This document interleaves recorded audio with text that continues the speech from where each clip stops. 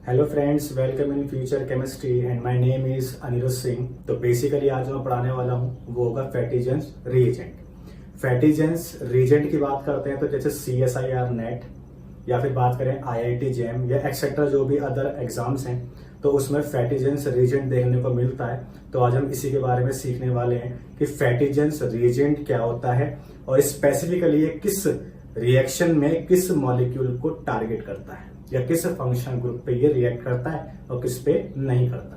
देखें तो फैटिजेंस रिएजेंट अगर मैं इसकी बात करता हूं तो बेसिकली है कौन, ये है सिल्वर कार्बोनेट ऑन सिलाइट। तो सिलाइट पे बेसिकली सिल्वर कार्बोनेट का एड्सॉर्प्शन होता है। ठीक, जो सॉल्वेंट हम इसमें लेंगे दैट इज C6H6 यानी बेंजीन। अब यहां से आपको किस चीज पे ध्यान देना है आपको पता है। अगर मैं बात करता हूं फैटिजेंस रीजेंट की तो ये ऑक्सीडाइजिंग एजेंट का काम करता है और ऑक्सीडाइजिंग एजेंट भी कौन सा, माइल्ड। माइल्ड का मतलब ज्यादा बढ़िया ऑक्सीडाइजिंग एजेंट नहीं है, मतलब ऐसा नहीं है कि ये सभी फंक्शनल ग्रुप को ऑक्सीडाइज कर सकता है। तो ये स्पेसिफिक कुछ ही ग्रुप को ऑक्सीडाइज करेगा और कुछ में भी कौन कौन होंगे फिलहाल देखें। अगर आपको पता है कि 1 डिग्री एल्कोहल है तो 1 डिग्री एल्कोहल का ऑक्सीडेशन किस में होता है, एल्डिहाइड में यानी CHO में। 2 डिग्री एल्कोहल का ऑक्सीडेशन किस में होता है, कीटोन में। तो ये जनरली आपको पता ही होगा कि 1 डिग्री एल्कोहल का ऑक्सीडेशन किस में होता है, एल्डिहाइड में, और 2 डिग्री एल्कोहल का ऑक्सीडेशन किस में होता है, कीटोन में। अब मेन बात, जो फैटिजेंस रीजेंट है क्योंकि ये माइल्ड ऑक्सीडाइजिंग एजेंट है, मतलब ज्यादा अच्छा ऑक्सीडाइजिंग एजेंट नहीं है, तो ये स्पेसिफिकली 2 डिग्री एल्कोहल को ऑक्सीडाइज करता है as compare to 1 degree alcohol. मतलब क्या है इसका मतलब यह है कि अगर आपको कहीं भी किसी मॉलिक्यूल में 2 डिग्री एल्कोहल के साथ 1 डिग्री एल्कोहल भी दिया गया है तो उस केस में फैटिजेंस रीजेंट सिर्फ 2 डिग्री एल्कोहल को ही ऑक्सीडाइज करेगा। ठीक है, तो इस पर बेस एक आधा क्वेश्चन मैं आपको दिखा दूं ताकि आपको बात समझ में आ जाए। देखें, जैसे मेरे पास ये है, यहां मुझे दे दिया जाए सिल्वर कार्बोनेट ऑन सिलाइट और ये हो गया मेरे पास बेंजीन एज अ सॉल्वेंट। अगर मैं इस रिएक्शन को ध्यान से देखूं तो ये वाला जो एल्कोहल है वो कौन सा है, 1 डिग्री, और ये वाला जो एल्कोहल है वो कौन सा है, 2 डिग्री। तो इसका मतलब है इस मॉलिक्यूल के अंदर आपको 2 टाइप के एल्कोहल दिए गए हैं, एक तो 1 डिग्री और एक 2 डिग्री। इसका मतलब है फैटिजेंस रीजेंट 2 डिग्री और 1 डिग्री एल्कोहल में से किसको ऑक्सीडाइज करेगा, 2 डिग्री वाले को। इसका मतलब है इसका ऑक्सीडेशन नहीं होगा, 2 डिग्री वाले का ऑक्सीडेशन हो जाएगा। तो कुल मिलाकर ये सेकेंडरी एल्कोहल किस में चेंज होगा, कीटोन में। तो कुल मिलाकर इसका जो आंसर है वो क्या बन जाएगा, ये तो एज इट इज सेम रहेगा और ये एल्कोहल किस में चेंज हो जाएगा, कीटोन में। तो ये हो जाएगा आपका फाइनल आंसर। तो आई थिंक यहां तक बात आपको समझ में आ गई होगी। तो 2 डिग्री एल्कोहल को ये ऑक्सीडाइज करता है, 1 डिग्री एल्कोहल को ऑक्सीडाइज नहीं करता अगर एक ही मॉलिक्यूल में दोनों प्रेजेंट हो तो। ठीक, अब दूसरी बात यह है कि और ये कहां कहां काम आ सकता है और इसकी रिएक्टिविटी कैसी होगी। तो अगर हम बात करते हैं रिएक्टिविटी तो उसके लिए एक बार पैटर्न देख लो कि क्या होना चाहिए।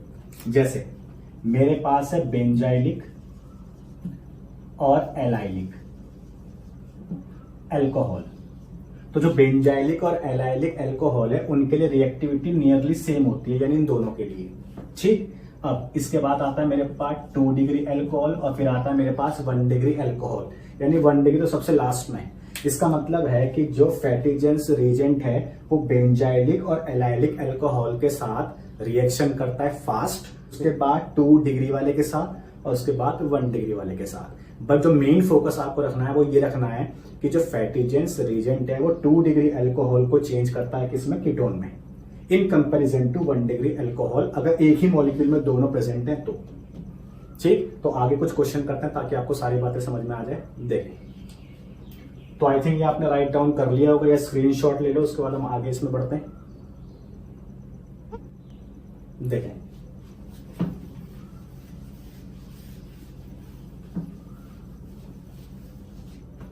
तो जैसे मेरे पास है साइक्लोहेक्सेनॉल, तो साइक्लोहेक्सेनॉल में अगर मैं फैटिजेंस रिएजेंट डाल दूं, तो साइक्लोहेक्सेनॉल अगर आप ध्यान से देखो तो ये 2 डिग्री है, तो 2 डिग्री अल्कोहल किस में चेंज होगा, कीटोन में, तो इसका आंसर क्या आ जाएगा, ये आ जाएगा। ठीक, ऐसे अगर मैं बात करता हूं, मेरे पास दिया है CH2 डबल बॉन्ड CH2OH और फैटिजेंस रिएजेंट लिया गया है सेम, तो आपको पता होगा कि ये एलाइलिक अल्कोहल है। तो एलाइलिक अल्कोहल का ऑक्सीडेशन यानी अल्कोहल का जो हम बात करें तो एलाइलिक अल्कोहल में अल्कोहल कौन सा है, 1 डिग्री है, तो 1 डिग्री अल्कोहल किस में चेंज होगा, एल्डिहाइड में, तो ये क्या बन जाएगा CH2 डबल बॉन्ड CH और ये CH2। ठीक, यानी डबल बॉन्ड के साथ इसकी कोई रिएक्शन नहीं होगी।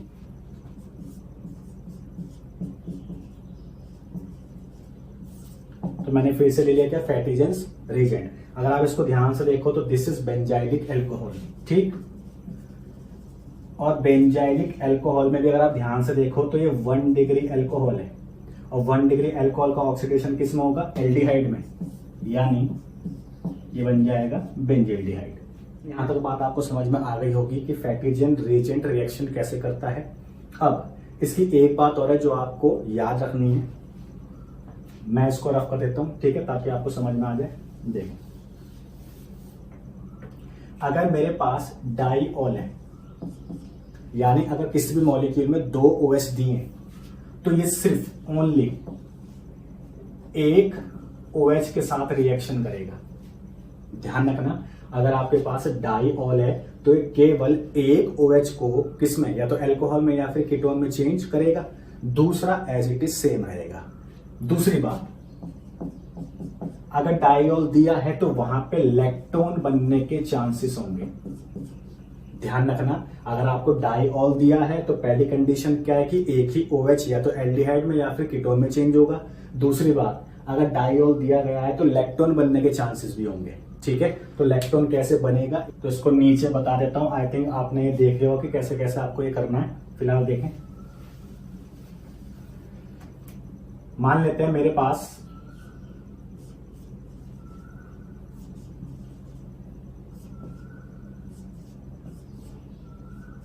तो ये मेरे पास हो गया डाईऑल, और यहां पे मैं ले रहा हूं फैटिजेंस रिएजेंट। ठीक, तो मैंने आपको बोला अगर आपके पास डाईऑल हो तो उसका मतलब है एक, सिर्फ ओनली 1 OH, सिर्फ एक OH के साथ रिएक्शन होगी, बाकी एक OH ऐसे रहेगा। अगर आप इन दोनों को ध्यान से देखें तो ये 1 डिग्री अल्कोहल है और ये भी 1 डिग्री अल्कोहल है। इसका मतलब दोनों ही 1 डिग्री हैं। यहाँ पे 2 डिग्री अल्कोहल तो है नहीं, अगर 2 डिग्री होता है इन दोनों में से कोई सा भी एक, तो उसके साथ रिएक्शन होती 2 डिग्री वाले के साथ, और 1 डिग्री वाला एज इट इज सेम रहता। बट फिलहाल यहाँ पे कंडीशन क्या है कि दोनों ही 1 डिग्री हैं, तो इसका मतलब है दोनों में से केवल एक OH का ऑक्सीडेशन होगा, और क्योंकि ये 1 डिग्री है तो इसका मतलब है 1 डिग्री अल्कोहल का ऑक्सीडेशन किस में होगा, एल्डिहाइड में। या तो इसको या फिर इसको आप एल्डिहाइड में चेंज कर सकते हो। मान लेता हूं मैं इसको एल्डिहाइड में चेंज करता हूं, तो ये हो गया एल्डिहाइड।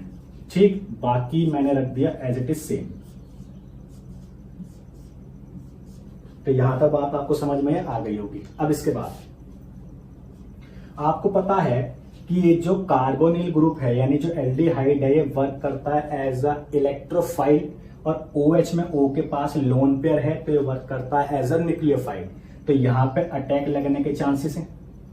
ये ओपन हुआ, ओपन होने के बाद ये कुछ ऐसा बन गया, O माइनस H का H रहा, बाकी ये as it is part same लगा देंगे। ठीक, और यहां पे क्या बना, O, H तो इस पे है, और O ने लोन पेयर से अटैक किया है तो ये हो गया, और जो भी लोन पेयर से अटैक करता है उस पर चार्ज कौन सा आता है, पॉजिटिव, तो ये आ गया पॉजिटिव।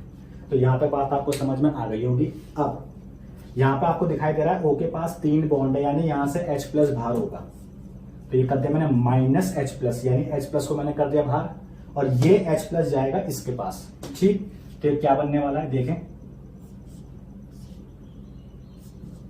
ये तो एज इट इज सेम हो गया,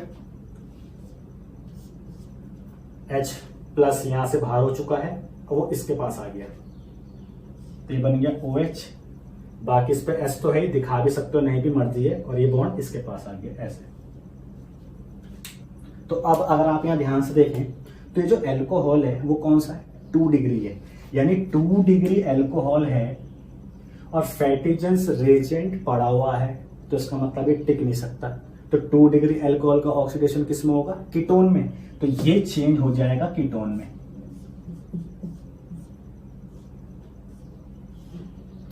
बाकी एज इट इज सेम, ठीक। तो जो बना है दैट इज लैक्टोन। तो अब ये बात आपको समझ में आ गई होगी कि अगर आपके पास 2 OH दिए गए हैं, यानी डाईऑल अगर आपके पास है, तो उसमें से एक OH का ऑक्सीडेशन होगा, ठीक। दूसरी बात, लैक्टोन बनने के चांसेस हैं, ठीक। तो 2 OH में से पहले हमने एक का ऑक्सीडेशन कर दिया, तो क्या बन गया, एल्डिहाइड। एल्डिहाइड की रिएक्शन OH के साथ हो गई, यानी अगर आपको याद हो तो 12th लेवल पे आपने टर्म पढ़ा था हेमी एसिटल और एसिटल फॉर्म। तो यहाँ पे जो आपको दिखाई दे रही है that is hemiacetal form. तो ये जो फॉर्म बन जाएगी, यानी यहां से जब हम यहां आ गए तो ये बन गई हेमी एसिटल फॉर्म, ठीक है। फिलहाल देखें ये जो लैक्टोन बना है, तो what is the meaning of lactone. Lactone का मतलब होता है साइक्लिक एस्टर। तो आपको पता है कि एस्टर ग्रुप का मतलब होता है COOR, तो ये एस्टर तो है बट रिंग में, that is known as cyclic ester या फिर लैक्टोन। तो बस अब जो लास्ट पार्ट बचा हुआ है दैट इज फैटिजेंस रीजेंट, फिनिश होने वाला है।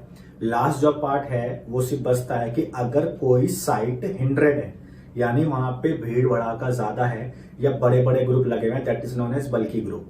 तो आप ध्यान रखोगे कहीं अगर भीड़ भड़ाका ज्यादा है, यानी हिंड्रेंस अगर कहीं पे ज्यादा है, तो उस केस में फैटिजेंट जो रीजेंट है वो अल्कोहल को ऑक्सीडाइज नहीं कर पाएगा। तो आपको वो साइड ढूंढनी है जहां पे अल्कोहल लेस हिंड्रेड साइड में, ठीक। देखें तो लेस हिंड्रेड साइड जो होगी वहां पे जो अल्कोहल होगा उसका ऑक्सीडेशन हो जाएगा, ठीक है। बट अगर कोई अल्कोहल मोर हिंड्रेड साइड पे, यानी जहां पे बड़े बड़े ग्रुप लगे हैं, तो उस केस में अल्कोहल का ऑक्सीडेशन नहीं होगा। देखें जैसे मैं बात करता हूं, मेरे पास फिलहाल ये ग्रुप है,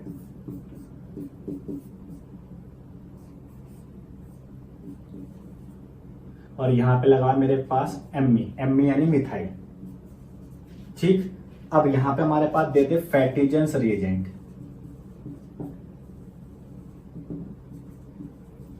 तो अगर आप इसको ध्यान से देखें तो ये अल्कोहल कौन सा है, 2 डिग्री, ये अल्कोहल भी कौन सा है, 2 डिग्री। तो अगर हम इन दोनों अल्कोहल की बात करें तो ये भी 2 डिग्री और ये भी 2 डिग्री है, यानी दोनों अल्कोहल का ऑक्सीडेशन कीटोन में होना चाहिए। बट इस अल्कोहल के बगल में कौन है, इस अल्कोहल के बगल में है मिथाइल ग्रुप, और अगर इस अल्कोहल के बगल में मिथाइल ग्रुप है दैट मीन्स यहाँ पे स्टेरिक हिंड्रेंस है, और स्टेरिक हिंड्रेंस है तो उस वजह से इस अल्कोहल का ऑक्सीडेशन नहीं होगा।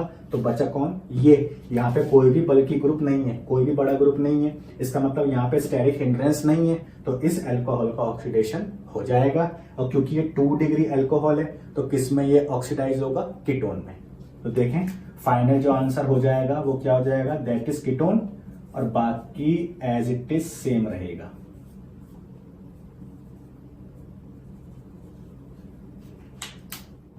तो आई थिंक ये बात अब आपको समझ में आ गई होगी, ठीक। तो ये हो गया पूरा कंप्लीट फैटिजेंस रीजन।